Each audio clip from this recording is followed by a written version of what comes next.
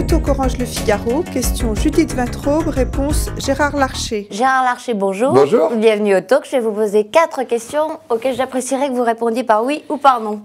Faut-il légiférer sur les signes religieux dans les entreprises privées? Je pense que oui, mais il faut renvoyer au règlement intérieur. Jean-Pierre Bel fait-il correctement fonctionner le Sénat? Non. Nathalie Kosciusko-Morizet a-t-elle raison de ne pas vouloir de Jean Tibéri sur les listes de l'UMP pour les municipales à Paris? Oui, parce que c'est la tête de liste qui doit déterminer les conditions pour les candidats, c'est la règle du jeu. Jean-Marc Ayrault doit-il assumer lui-même le portefeuille de l'emploi, comme le suggère Jean-Pierre Raffarin ce matin? Je pense que non, et c'est l'expérience d'un ministre du Travail qui me fait dire ça, y compris d'un ministre de Jean-Pierre Raffarin. Pourquoi non? Oh, tout simplement parce que c'est une tâche tellement immense qu'il faut naturellement le soutien du Premier ministre, être en direct avec lui, et d'ailleurs le soutien du Président de la République, mais c'est une tâche énorme. Un travail à plein temps. Une tâche énorme. Vous m'avez répondu à non catégorique sur Jean-Pierre Bel, président du Sénat. Qu'est-ce que vous lui reprochez en 2 mots? Demandez à ses amis. D'accord. On est bien sûr dans l'attente de l'intervention de François Hollande qui va essentiellement porté sur l'emploi. Ses amis socialistes lui préparent le terrain. Je vous propose d'écouter Bruno Le Roux ce matin. Avait-il eu un dispositif de mise en place pour essayer de faire baisser le chômage avant que nous arrivions? Non, aucun. On a même laissé, et ça a été coupable, on a laissé des entreprises avec des plans se développer ou alors ne pas être pris en compte simplement parce qu'il ne fallait pas alerter, parce qu'il fallait dans la campagne électorale que les choses se passent le mieux possible. Alors ça, c'est le retour d'un procès qui a été intenté par les socialistes à Nicolas Sarkozy dès leur arrivée au pouvoir. Qu'est-ce que vous leur répondez? Oh, c'est simple.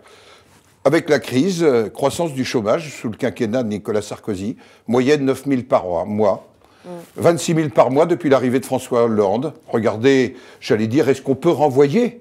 Non, le chômage, c'est un sujet majeur. Il est au cœur des préoccupations et le gouvernement ne prend aucune décision. Est-ce qu'il a complètement tort de dire qu'il y a une certaine inertie entre le moment où l'entreprise va mal et où le plan de chômage est annoncé? Est-ce que vous pensez qu'il y a une inertie dans l'entreprise chimique qui annonce 1300 suppressions d'emplois? Est-ce que vous pensez qu'il y a inertie dans le secteur de l'automobile quand le samedi, un ministre nous dit on va taxer le diesel, un autre ministre nous dit l'inverse?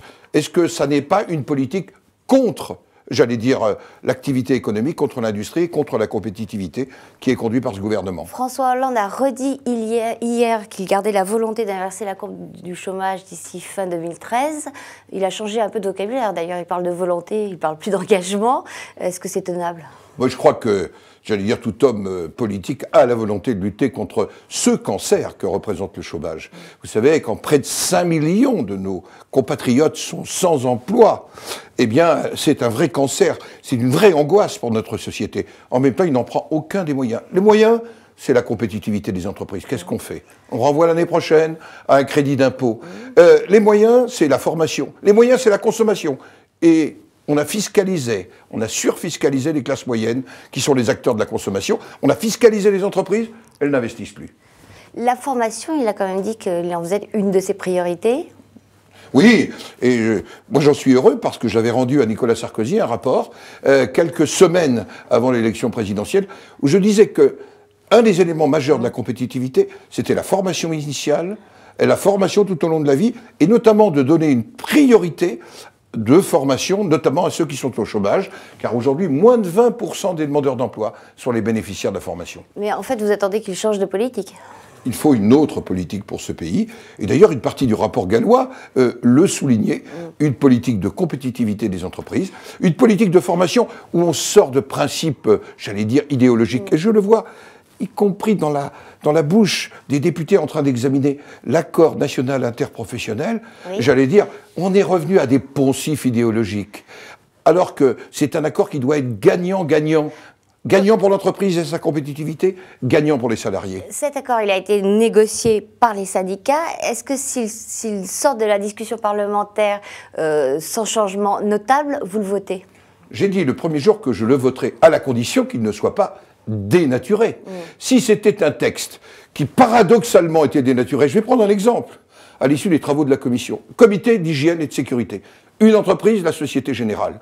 L'accord dit, pour les grandes décisions d'hygiène et de sécurité, il y aura ce qu'on appelle un CHSCT national.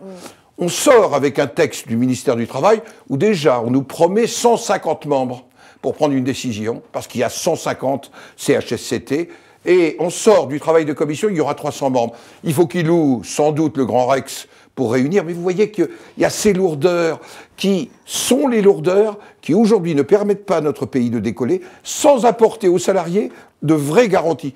C'est un accord qui doit être gagnant-gagnant. Est-ce que les 35 heures font partie de ces lourdeurs? Est-ce que la France peut renouer avec la compétitivité en restant aux 35 heures? Vous savez, j'étais de ceux qui ont cru au partage du travail. Je pense qu'il faut aujourd'hui un vrai choc social. Vous savez, on a une réalité, on a 3 fois 20 milliards de déficit. 20 milliards de déficit de l'assurance maladie et fonds de solidarité vieillesse. Dans 2 ans, 20 milliards de déficit des retraites. Dans 2 ans, si on continue, 20 milliards de déficit de l'UNEDIC. Si on n'a pas un choc qui remet tout à plat, y compris les 35 heures... Donc en finir avec les 35 heures, ça y est, maintenant vous avez évolué sur je dis qu'il faut tout mettre sur la table. Parce qu'on ne peut pas rester avec des schémas anciens. Nous voyons que ça ne marche plus, que ça ne marche pas. Et ce qui est en cause, au fond, c'est le vrai modèle social de notre pays que nous ne pouvons plus financer.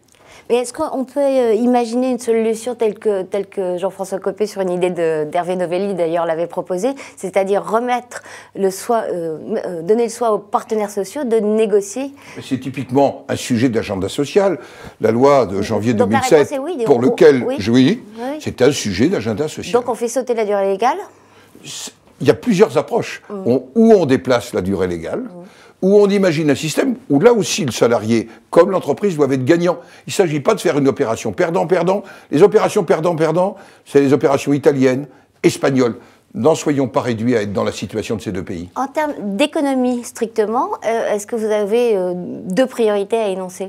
Sur l'économie, oui, il faut, j'allais dire, favoriser l'investissement dans la recherche. D'économie à réaliser, de réduction des dépenses, pardon, c'est mal compris. Oui, la réduction des dépenses, c'est d'alléger le système de fonctionnement de l'État, mais aussi d'examiner comment fonctionnent nos collectivités territoriales. Et c'est un sujet aujourd'hui sur la table. Quand je vois que l'acte 3 de la décentralisation, c'est au fond d'avoir le modèle des métropoles, et en région Île-de-France, d'avoir une métropole de Paris qui dirigerait tout, ben je pense qu'on prend le chemin inverse, qu'on alourdit encore. Dernière question, David Cameron, le Premier ministre britannique, vient de prendre des mesures assez drastiques pour restreindre les aides sociales aux nouveaux immigrés, aux migrants. Est-ce que la France doit limiter? Je ne suis pas sûr que ça soit le modèle que je porte. Ce que je pense, c'est qu'il faut maîtriser le phénomène de la migration aux capacités d'accueil de notre pays, d'accueil économique, d'accueil social. Car la pire des choses, c'est de mal accueillir le migrant. Et ça, c'est une responsabilité. Voilà pourquoi je suis pour le contrôle des migrations. Mais il y avait eu une mesure notamment prise par le gouvernement précédent qui était la réduction de l'aide médicale d'État aux cas vitaux, aux cas les plus graves. Les socialistes l'ont abrogée. Est-ce qu'il faut revenir Il faut avoir un regard global sur notre politique d'immigration. Vous ne me répondez pas à la question précise. Mais j'ai soutenu la mesure qui était la mesure, j'allais dire, de restriction de l'aide médicale d'État. Vous savez, je connais bien la situation, c'est une mesure qui a de la conséquence d'augmenter le déficit des hôpitaux, parce qu'à ce moment-là, personne ne prend en charge. D'accord. Gérard Larcher, je vous remercie. Au revoir et à bientôt. Merci.